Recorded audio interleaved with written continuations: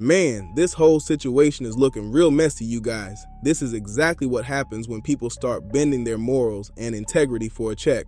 Like I said in the last video, all money is not good money. Now, Big Bank recently sat down for an interview with 6ix9ine, and that alone had people looking sideways. For the last couple of years, 6ix9ine has been taking shots at ATL rappers, calling people snitches, disrespecting names, and trying hard to get a reaction. But most of those guys were smart enough to stay quiet and not give him the moment he wanted. They did not feed into the drama, and that clearly started frustrating him. So 6ix9ine basically said, all right, cool, let me go to your OG, let me pay him to get on his platform. That way I'm going to make sure that my message gets across to you guys. And here's the wild part, this interview was recorded 4 months ago, and Big Bank spent all that time debating if he should even release it. Now you guys already know when somebody does something and then starts having second thoughts right after, that usually means they knew it was wrong from the jump. That is what people call a guilty conscience. If you gotta keep going back and forth in your head, trying to justify it, then deep down, you probably already know the move was shaky. Hey yo, check it out. Due to recent events surrounding the 6ix9ine interview, I had to seek counseling. I had to go to a group because I was spiraling. You know, I called in Dewberry from Dallas, Texas, Ray Daniels from the South Side, you know what I'm saying, of Atlanta, my brother Parlay from the West Side of Atlanta, and you know my dog DJ Scream without a moderator at all, man. Y'all go check in, man, you know what I'm saying, and pray for me. You know what I'm saying, pray for me.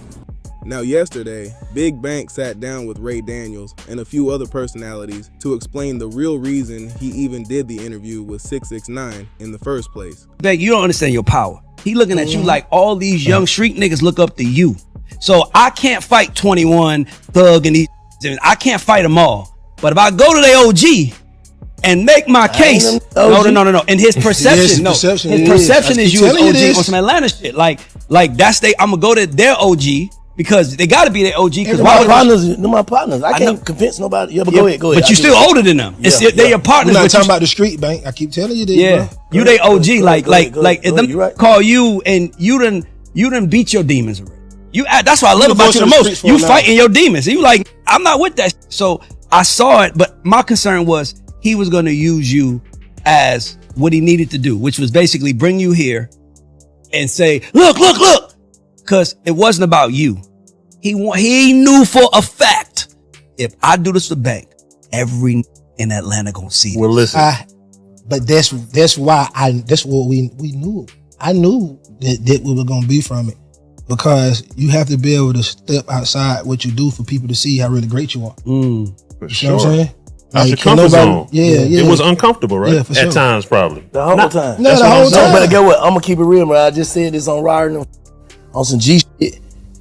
You know what I'm saying? It's still, I'm looking at it when I'm watching it, I'm saying like, damn, Bank, I'm proud of you for even going. You know what I'm saying? Like it took 4 months to get this done or whatever, whatever.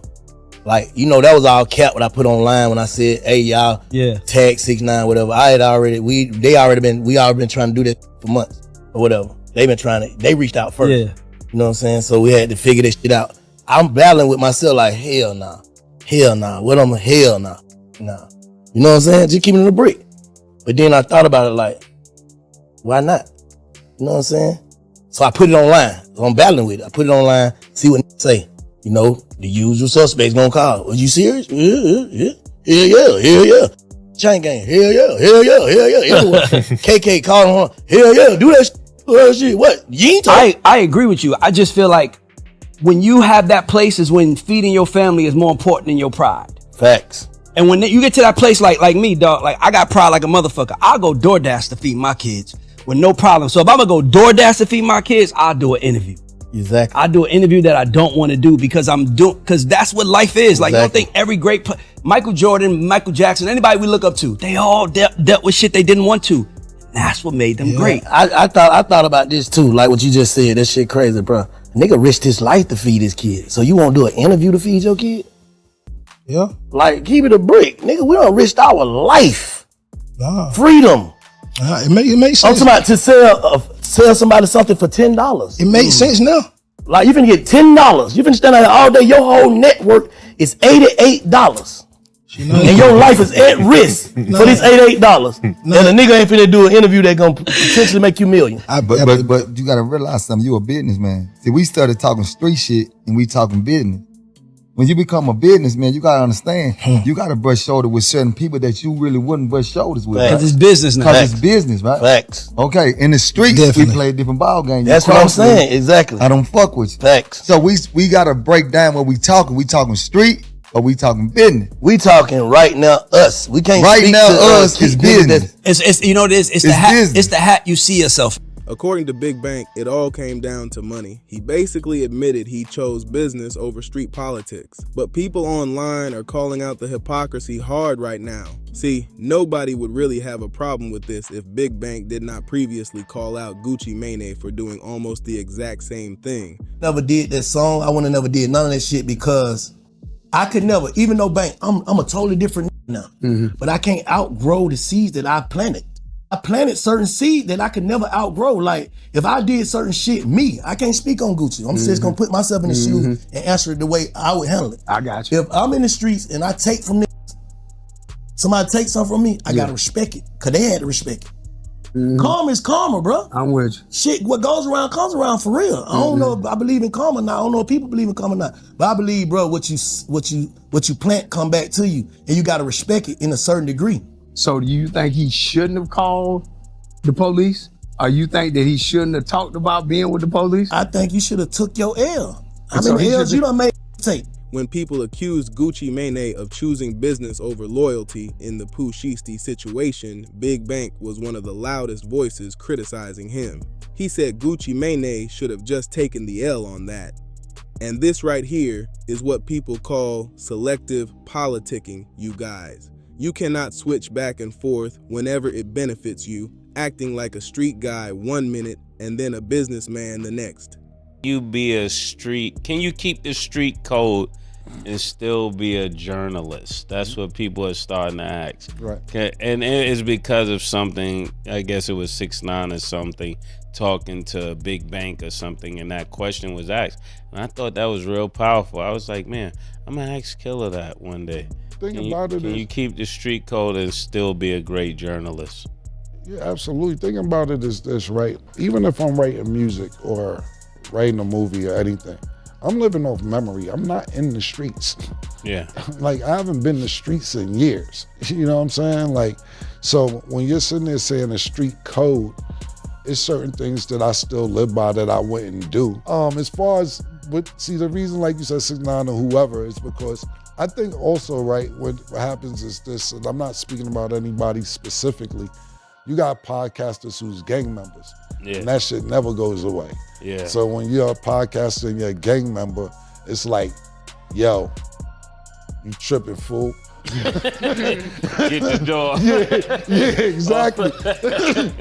Yo, Crody, you know what I'm saying? When you're gang related, it never goes away. So people will look for certain shit to be like, yo, that nigga ain't keeping it real. Like, if you are gonna call out other people for choosing business over loyalty, then you gotta hold yourself to that same energy too. The next minute, you don't give a fuck. There are no rules to the game. Those motherfuckers. yeah. And that's what Bank fell in. See, say with Gucci. When Gucci, once if the nigga robs me, I'm a businessman. I'm out of the game. Yeah. But if I take niggas' money, I'm a motherfucker G. This. Yeah. See, you 5 foot in and 5 foot out. Yeah. If Bankers stood on business and said, you know what? I'm out of the game all the way, and out of the game does not mean you're actually doing it physically. It's what you're putting into the universe. What you're putting into the universe. So meaning, you can't say that you're out of the game and then turn around and interview Young Thug and give him a pass or 21 a pass, but then you call 6ix9ine a snitch. Exactly. 6ix9ine just say, Bank, I paid you to come interview me. Is Bank gonna get that same madness? Right. People gonna move the goalposts, but it come a time like, when is right, wrong, leave it all the way alone. Like, I'm just a podcaster. You just said something, I want to forget it. I don't want to forget, move past. If I'm known as a snitch, me and you have went through this before. Yeah. With you know, like Bootsy's and stuff. And I can't do a record with him because he's a snitch. Yeah. I stand on business and stuff. But you can go, what's the difference in Bank interviewing a snitch and Kodak doing a song with the Michael snitch? Jackson, Michael. No. Bank just said on the interview where he shouted yours truly out on Atlanta Culture What up, though? that Gucci was dead ass wrong for talking to the police about Pooh Shiesty. He's not supposed to give his opinion. And you can go back and you can look at it. He said, and I quote, Gucci could have said that this was all a game. We did it for marketing. If any one of y'all give a statement on Pooh Shiesty, you know, it's beef between us. I'm firing you. Everything. He sat right there and said that shit. He said that Gucci was dead ass wrong for talking to the police about the Pooh Shiesty situation, and anybody with him, he should have shut it down. And that's what he said. And that's moving the goalpost that the other people supposed to be doing. Big Bank knew sitting down with 6ix9ine was going to rub a lot of people the wrong way, but whatever bag was put on the table clearly changed the situation fast. That is why so many people online are saying he went against the same code he used to preach about. Folks are not letting that slide at all right now. Now, a lot of people in media have also been speaking on this situation heavy. Jim Jones even posted yesterday saying, yo, these so-called real would do an interview with a rap for some cheese. How that make you feel? Real, LOL. And it did not stop there either, because Camron and Mace also jumped into the conversation on their show. Camron and Mace were definitely not holding back when this topic came up either. The second they started talking about the Big Bank and 6ix9ine interview, you could already tell they thought the whole situation looked foul. They basically questioned how somebody can stand on street principles for years and then suddenly throw all that out the window once money gets involved.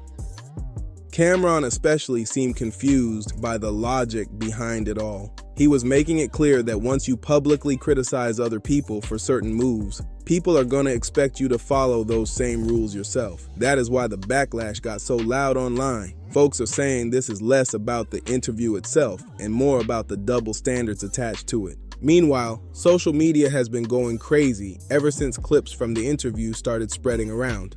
Some people are defending Big Bank and saying business is business, while others are saying the damage to his reputation was not worth the bag at all. And the craziest part about all this is that the internet is not even arguing about 6ix9ine anymore.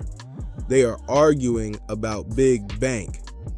That is how fast the spotlight flipped. Instead of people focusing on whatever 6ix9ine had to say, everybody started questioning why Big Bank even gave him the platform in the first place. The whole move turned into a massive debate online. A lot of fans are saying this situation exposed how blurry the line between media and street politics has become. 1 minute people are standing on principles, and the next minute those same rules suddenly change once money and attention get involved. That is why the backlash hit so hard. People hate feeling like somebody switched up after preaching a completely different message before. At the same time though, there are still people defending Big Bank and saying he made a smart business move. They believe controversy brings views, views bring money, and at the end of the day, media is all about numbers now, but clearly not everybody is buying that excuse. And finally, Turk and Wicked also jumped into the conversation and called out what they felt was hypocrisy from Big Bank too. Listen, a lot of people still rock with Big Bank, but they are saying you gotta call it how you see it. In their eyes, he damaged his own credibility and platform just to chase a quick bag. And once people feel like money can change your stance that fast, the internet starts looking at everything differently. A lot of folks are now saying the industry sees Big Bank as somebody who can be bought if the price is right. Their argument is simple. If you are willing to take money from 6ix9ine after everything that has been said over the years, then people are gonna question where the line actually gets drawn. And in media, reputation is everything. So this backlash is hitting hard right now. But I want to know what you guys think about all this down in the comments section. Do you think Big Bank lost credibility after admitting he chose money over street politics when it came to interviewing 6ix9ine? Or do you think people are overreacting and business is just business? Especially after he previously called out Gucci Mane, a lot of fans are calling this straight hypocrisy. Make sure y'all hit that like button, smash the hype button because it really helps Dripzine grow, and subscribe with notifications turned on so you never miss the latest drama and hip-hop stories.